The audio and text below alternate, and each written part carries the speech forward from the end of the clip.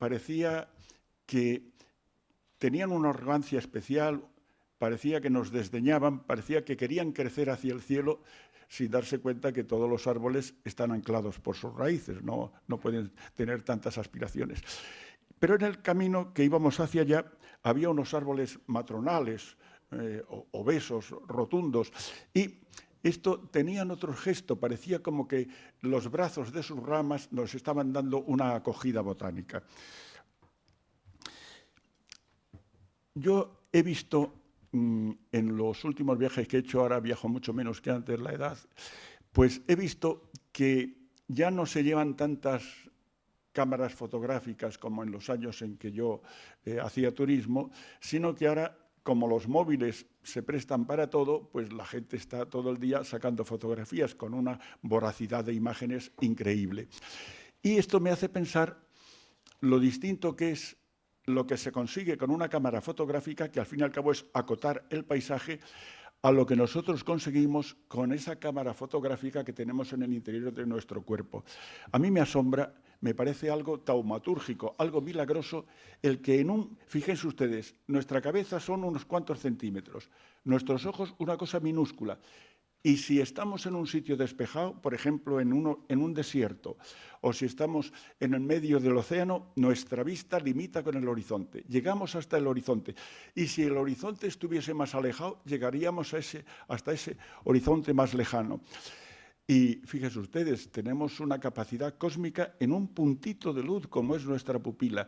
Si miramos hacia el cielo, vemos las estrellas, esto es algo cósmico, las vemos pequeñitas por la mentira de la distancia, pero las vemos.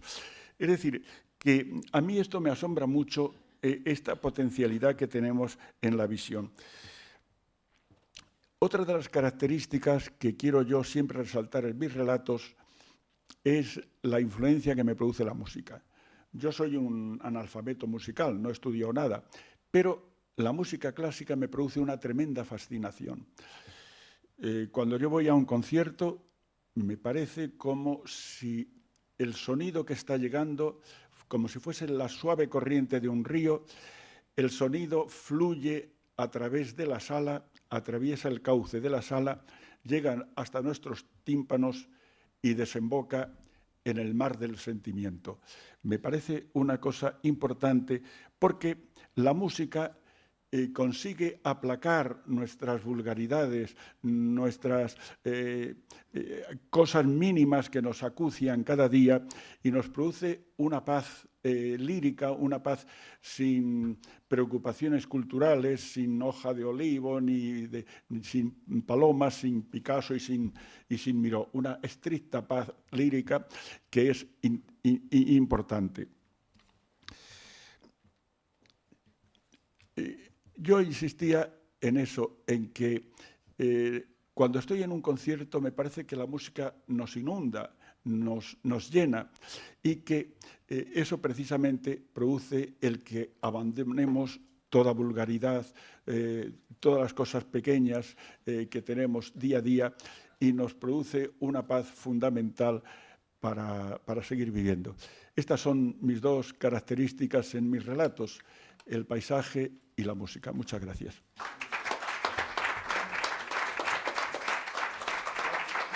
Perdón, quería decirles una cosa, que es que se me olvidaba y me impresionó mucho cuando estuve en China, y es que se me ocurrió pensar en eso que yo tanto critico del evolucionismo. Yo creo que para creer la evolución hay que tener tanta fe como para creer la Biblia. Y me fijé en que dicen los evolucionistas que la vida empezó porque en un determinado momento hubo oxígeno y otros elementos proclives que hicieron nacer la vida. Lo mismo para los vegetales que para los animales. Pero resulta que el comportamiento de la madre tierra es muy distinto con los animales y con los vegetales. Porque los vegetales, para que crezcan, hay que enterrarlos. Los enterramos, los regamos, surge un árbol y cuanto más profundizan las raíces, más corpulento es el árbol. En cambio, a los animales, como nos entierren, nos matan, morimos. Y por eso, precisamente, está la otra diferencia, que es que los animales, todas las especies animales, podemos movernos, podemos desplazarnos, somos semovientes. En cambio, los vegetales están anclados por sus raíces, no pueden moverse. Evidentemente, para moverse tienen que ser parásitos. Las semillas parasitan al viento, al agua, a las abejas, y por eso las abejas vienen a aceptar el papel de celestinas de los noviazgos botánicos. Muchas gracias.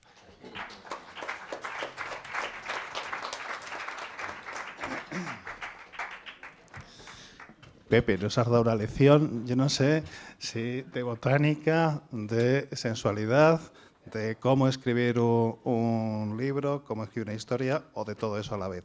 Pero es un placer escucharte. La verdad es que estamos todos embelesados. Y no es que queramos generar una leyenda de hombre fatal, es que ciertamente pues uno se guía por las historias que relatas y bueno, pues como decían Elena y algunos de los presentadores, es difícil abstraerse a que eso no lo hayas podido conocer de alguna manera, ¿no? Pero bueno, que nosotros seguimos apostando por la literatura, por esa frontera difusa entre realidad y ficción que comentábamos antes, y que eres un maestro que tienes que seguir desarrollando tu arte. Pero Pepe, hemos sido injustos. No hemos agradecido a todo el mundo que participó en el proceso de edición sus aportaciones. Tengo que hacer un guión. Sí. Claro.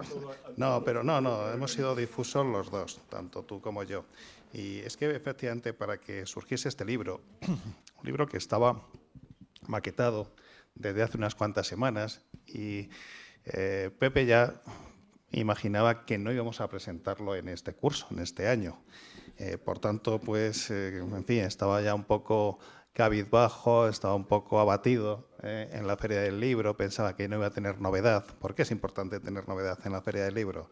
Y bueno, pues obviamente no podíamos privarle de esa experiencia de entrar en contacto con sus lectores con un nuevo libro, con una nueva obra, con un nuevo elemento de interacción con ellos, ¿no? Por eso, aunque lo presentamos ahora, salió para la Feria del Libro, estuvo firmando en la Feria del Libro esta novedad editorial, y para que eso fuese posible en esta vorágine, en este final de curso tan trepidante, tan complicado, pues han colaborado muchas personas. Pero especialmente vamos a acordarnos de una. Vamos a acordarnos de, si establecemos el símil de que un libro es un hijo, pues la primera de cubierta, es decir, lo que vulgarmente se llama portada, que no es portada, es cubierta, sería el rostro, la faz de esa criatura. Y esta criatura tiene una faz pues masculina, viril, deportista, y esto se lo debemos a alguien, se lo debemos a Ana Pardo. Ana Pardo es una ilustradora fiel a las historias de Pepe. Fiel porque, si no me equivoco, y aquí me tienes que ayudar, nos ha ilustrado ya Quiero besar tu sonrisa, Los opositores y París la Nuit y otros relatos, ¿verdad? En París la Nuit teníamos una cubierta magnífica, pero sus relatos están dentro del libro y en la contracubierta. En los demás, como ciertamente sabe captar, yo creo que esta mujer ha llegado a captar la esencia de tus historias, la psicología de alguno de los personajes, te ha llegado a captar a ti, pues obviamente en este caso Crisol de Vivencias, que es un título que tuvimos que acordar después de dar muchas vueltas a decenas, sin exagerar, a decenas de títulos, ¿verdad, Pepe? Porque pretendíamos que fuese un título corto, que fuese un título adecuado a ese conjunto de historias tan variadas, pero por otro lado, sí que están estructuradas y sí que tienen una cohesión interna. No se ha dicho por parte de los presentadores, pero aunque son historias, porque efectivamente ahí tiene razón Elena, no son cuentos, no son relatos, son historias. Historias que pueden ser de corte autobiográfico o no, eso lo dejamos ahí, pero son historias y de alguna forma Pepe, que es un gran orador, es también un gran cuentista, un gran contador de historias, lo de cuentista en la acepción positiva.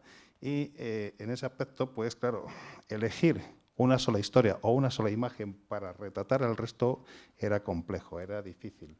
Y de ahí que Ana Pardo, como en los libros anteriores se presentó esta cuestión, esta problemática, nos ha enviado 5 dibujos. 5 dibujos para que hiciésemos el que nos pareciese más adecuado. El que nos gustó más, porque es el Pepe o un Pepe figurado, porque quizá esa es la historia menos sensual, ojo, la que está retratando la historia, y quizá pues más divertida, o una de las más divertidas, ¿no? Elegimos a esta imagen que puede ser un reflejo, porque ese rato sí podemos decir que es autobiográfico, ¿verdad, Pepe? Eso lo podemos decir sin, en fin, sin herir sensibilidades ni pisar callos, ¿no? Ese es un rato autobiográfico, por eso pues intentamos ponerlo también para que reflejase la imagen, aunque sea figurada, metafórica o literaria, porque Pepe también, y eso lo dejamos para otro día, es un personaje literario, como cubierta, como imagen, como faz o rostro de la criatura, de este nuevo hijo de tinta y papel. Pero en la contra pusimos el retrato de otras historias más divertidas. A mí me encanta esta historia, ¿no? Es verdad que todas tienen su atractivo, pero de esta es curioso que ninguno de los 5 ha dicho nada, o al menos no recuerdo que hayáis dicho nada de esta historia. Y yo creo que es una de las mejores, una de las que más me gustó. Bueno, las envidias, pero no son las envidias. Aquí es la historia, en resumidas cuentas, es la de un joven matrimonio, que ven ustedes aquí, que bueno, pues había tenido sus idas y venidas, tanto él como ella, y al nacer su primer vástago, pues ellos, que eran blancos como la leche, les salió un poco morenito.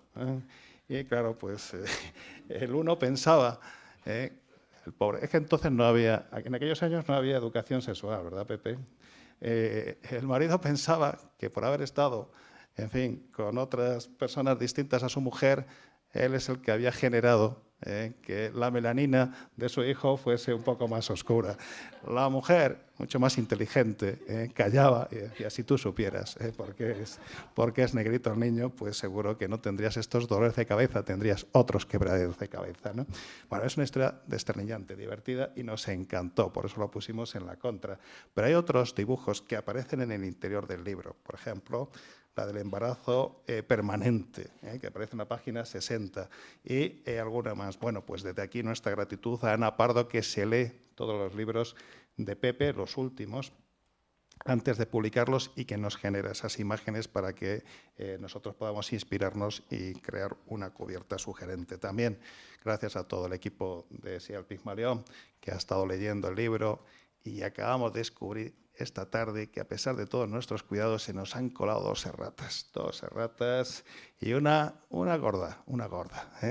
Yo les invito a descubrirla. Y si la descubren, les daremos un vale descuento para el siguiente libro de Pepe Esteban. Y en todo caso, pues lo que hemos intentado es dignificar el trabajo de Pepe, y vuelvo a mostrar, para finalizar, nuestra satisfacción porque forme parte de nuestras colecciones y de la nómina de los autores más queridos. Sin nada más, nos despedimos. Agradecemos de nuevo a la Fundación que nos haya acogido, y a todos ustedes que nos hayan respaldado. Gracias y hasta siempre.